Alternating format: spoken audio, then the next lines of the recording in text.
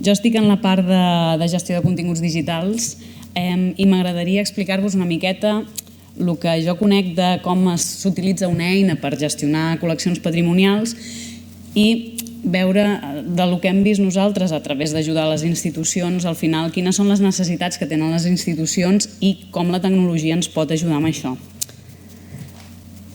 Llavors, Coeli és una eina de gestió de col·leccions patrimonials i lo interessant del final de tenir una eina tecnològica és ens ajuda la tecnologia a ser més eficients. Podem tenir una eina que sigui molt potent, però que al final, si la nostra institució no l'està utilitzant de la manera que l'eina està pensada, no ens acaba de solucionar els nostres problemes. I també a Coeli coneixem aquestes casuístiques i la nostra idea és que sigui una eina que s'adapti a les necessitats que nosaltres hem estat veient amb les nostres experiències. I durant l'exposició espero explicar una miqueta què significa arribar a la maduresa digital i com utilitzar una eina al final perquè s'adapti a això que estem dient.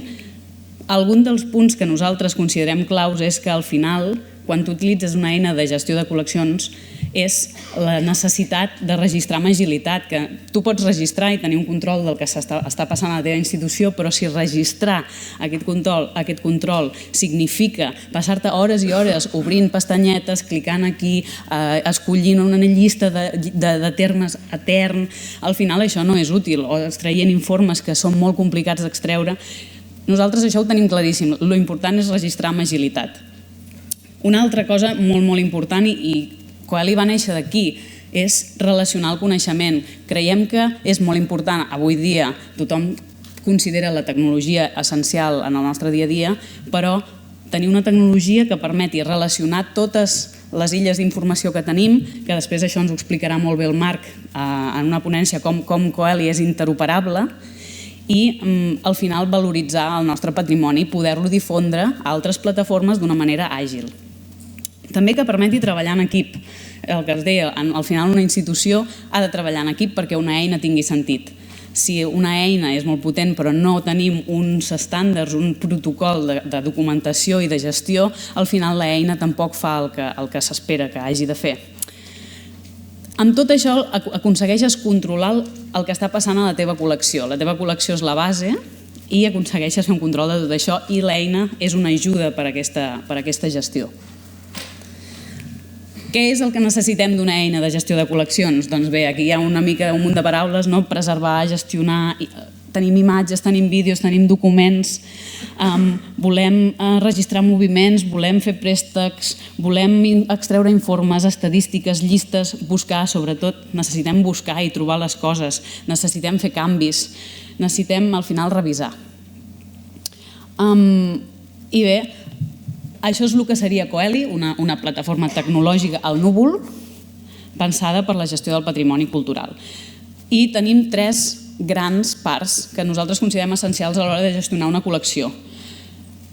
Una, nosaltres documentem. En la nostra institució necessitem documentar tot el patrimoni que tenim. Llavors és una part molt important del nostre dia a dia i tot el que són les fitxes descriptives, com descrivim els vocabularis controlats, tot això ha de ser àgil també, revisar, canviar.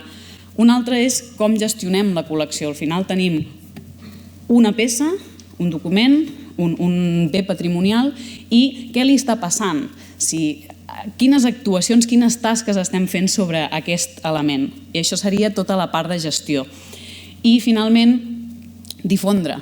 Avui dia considerem essencial difondre el patrimoni per valoritzar-lo i una part important de la gestió del patrimoni és controlar com l'estem difonent i fer-ho. Començaré breument per la documentació, intentaré no anar-me'n molt de temps. Aquí tenim una fitxa descriptiva, com podeu veure, en molts camps. Això seria una fitxa descriptiva molt completa, hi ha diferents nivells de descripció. I lo interessant del que nosaltres considerem a l'hora de documentar és que en una institució hi ha el bé patrimonial, parlant tecnològicament com estan pensades les eines, hi ha el bé patrimonial que és l'entitat, és la fitxa descriptiva base, el que estem descrivint és els nostres béns, però hi ha una sèrie d'entitats que són molt importants per poder descriure aquestes col·leccions d'una manera que relacionem el coneixement. Podríem tenir una fitxa descriptiva amb text pla on tu posis l'autor, on tu posis, per exemple, la col·lecció que pertany o on tu posis quines tasques s'han fet, però no deixaria de ser un text pla i a l'hora de tu després poder relacionar el coneixement això seria molt complex. El que fas tecnològicament és crear unes entitats que són llocs, persones, vocabularis, tasques, col·leccions, ubicacions, bibliografia, etc. I cada un té una entitat diferent. És una entitat diferent que vol dir que té una fitxa diferent. Una persona té el nom, té les dades de contacte, té la professió, etc.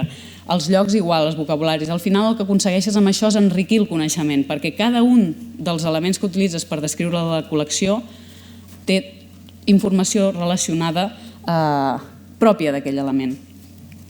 També una altra cosa molt important a l'hora de gestionar el patrimoni. Hi ha institucions que tenen un patrimoni molt concret, però hi ha institucions que estan gestionant patrimoni molt divers.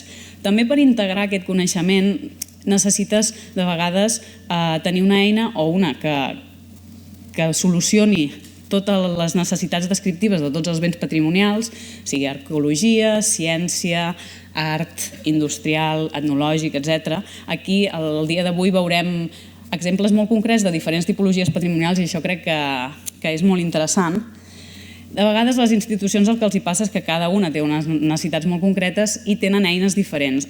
Nosaltres considerem que és molt interessant poder respondre a totes les necessitats documentals des d'una mateixa base de dades i això en gran part ho fem gràcies a Spectrum, el nostre partner metodològic, que té una metodologia molt ben descrita que contempli totes les necessitats, les diferents necessitats.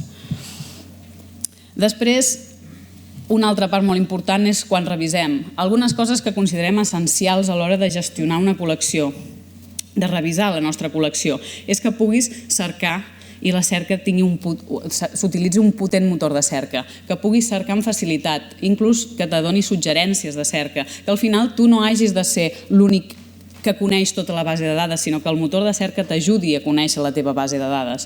Per exemple, que puguis crear llistes d'ítems per anar-les revisant una a una i no haver de fer cerques múltiples cada vegada, que puguis fer canvis massius, que puguis importar i exportar de manera senzilla, que puguis duplicar fitxes, per exemple, que puguis traduir la teva col·lecció de manera senzilla. Tot això són utilitats de la tecnologia que hauria de tenir totes les eines, però que de vegades, depèn de com se facin, ens fan anar molt més lents en el nostre dia a dia. Són els canvis massius, els canvis en lot, poder revisar una llista amb facilitat, poder veure la informació dins d'una llista que tu vols en aquell moment, no que l'eina t'està obligant a que et mostri. Petits detalls que al final és el que en diem usabilitat i que són vitals en una eina. Després, abans parlava de vocabularis, també els vocabularis són essencials perquè puguem relacionar la informació, trobar-la, sobretot cercar-la, i nosaltres considerem que QL és un potent motor, un potent gestor de metadades. Al final tenim un tesaurus que és el nostre tesaurus, però el podem relacionar amb tesaurus de referència o inclús carregar un tesaurus de referència i directament utilitzar un tesaurus de referència. Si tenim el nostre tesaurus, podem cercar un tesaurus de referència i fer l'equivalència. Podem escriure sinònims, podem inclús revisar un terme de dir aquest terme no estic molt segur i fer una anotació de que quedi registrat. Aquest terme l'hauríem de validar. Totes aquestes eines relacionades amb tesaurus. Pel que fa a la gestió de col·leccions, el dia a dia és una sèrie de tasques diferenciades que fem i cada una amb necessitats concretes.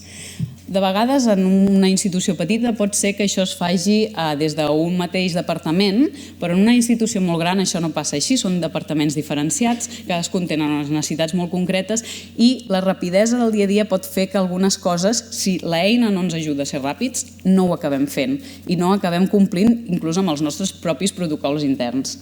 Tenim el registre, quan entra una peça, la documentem, ha de passar per conservació, per netejar-la, per si hi ha incidències. Hem de fer moviments durant tota la gestió de la col·lecció que han de quedar registrats quan fem una exposició i tots els tràmits i tota la gestió que comporta fer exposicions, difusió, sobretot de la col·lecció, controlar com ho estem fent. Totes aquestes tasques al final ens interessa poder-les gestionar de manera àgil dintre i que quedin registrades.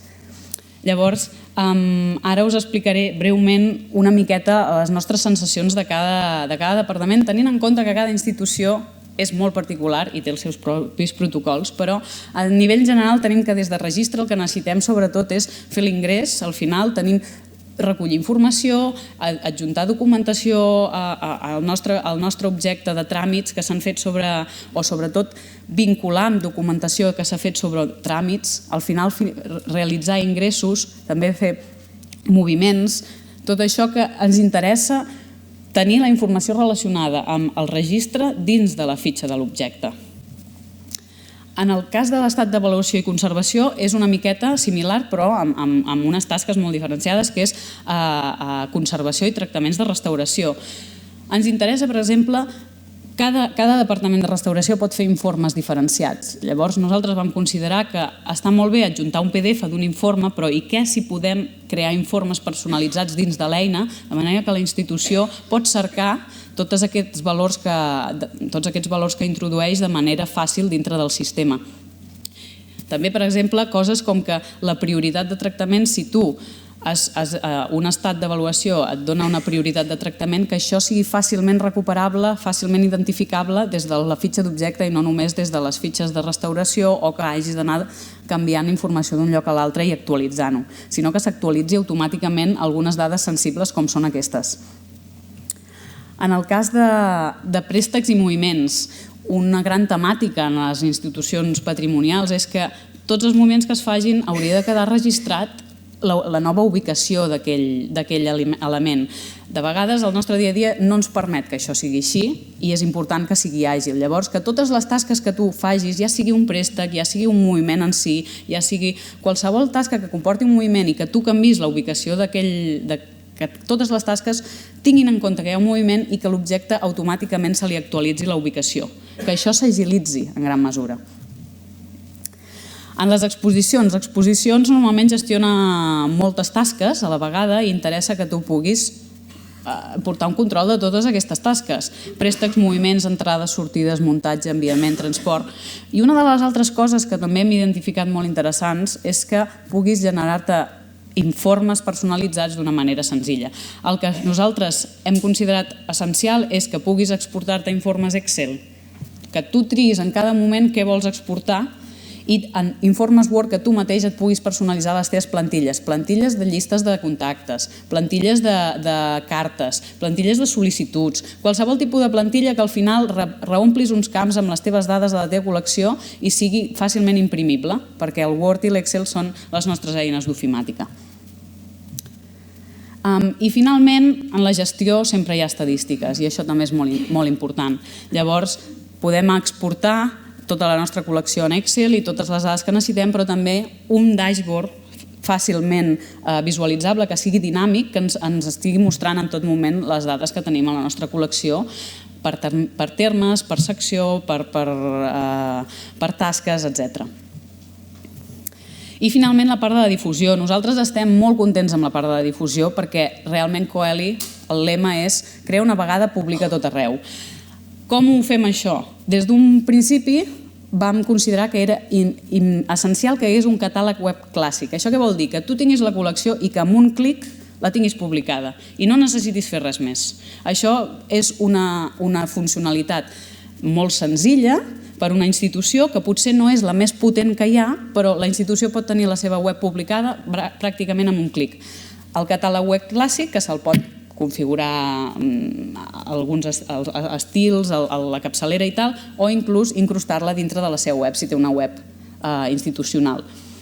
Per altra banda, si tu tens una web i tens uns programadors que t'interessa fer una web a mida i fer uns gràfics dinàmics, que t'interessa fer visualitzacions, cronologies, mapes, etc., al final Coeli està pensat perquè les dades siguin interoperables, que es puguin integrar al coneixement i a través de l'API es poden fer moltes visualitzacions. Actualment hem fet gràfics d'autors que relacionen autors, obres amb autors, obres en un mapa, i això crec que ho veurem al llarg del dia d'avui. I bé, aquesta idea de que puguis també utilitzar les dades a tot arreu. i al final la maduresa digital el que ens ha de permetre és una gestió més eficient. Moltes gràcies i passo al següent ponent.